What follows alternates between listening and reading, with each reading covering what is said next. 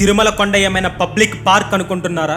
దేవుడి గోవిందనామాల మీద పిచ్చి రాతలు రాయడానికి. హిందువులారా, మన కళ్ళ ముందే మన తిరుమల కొండ పవిత్రత మంట కలిసిపోతుంటే ఇంకా ఎంతకాలం మౌనంగా ఉంటారు?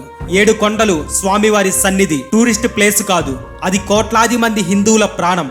అలిపిరి మెట్లు, భక్తులు గోవిందా అంటూ నమస్కరిస్తూ ఎక్కే వైకుంఠ మార్గం.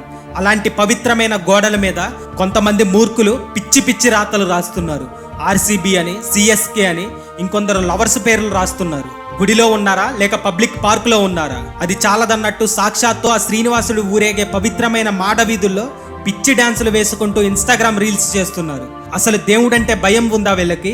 ఇవే పిచ్చి వేషాలు వేరే మతస్థుల ప్రార్థనా స్థలాల్లో వేసే ధైర్యం ఉందా? హిందువులు ఏమీ అనరు కాబట్టి గుళ్ళను ఇలా వాడేస్తున్నారా? దయచేసి చేతులు జోడించి అడుగుతున్నాను, భక్తులారా, ఇకనైనా మేలుకోండి. మన ధర్మాన్ని మనమే కాపాడుకోవాలి. ఇలాంటి వాళ్ళు కొండ మీద ఎక్కడైనా కనిపించినా అక్కడికక్కడే నిలదీద్దాం. దేవుడి దగ్గర భయం భక్తితో ఉందాం. పిచ్చి వేషాలు వద్దు అని గట్టిగా బుద్ధి చెబుదాం. తిరుమల కొండ మీద కనిపించాల్సింది, వినిపించాల్సింది ఒకే ఒక్క పేరు, గోవింద గోవింద. ఈ విషయం గవర్నమెంట్ దృష్టికి వెళ్ళేంత వరకు షేర్ చేద్దాం. అండ్ ఇలాంటి పిచ్చి వేషాలు వేసే మూర్ఖులను ఏం చెయ్యాలి అనేది కామెంట్ చేయండి. జై శ్రీరామ్.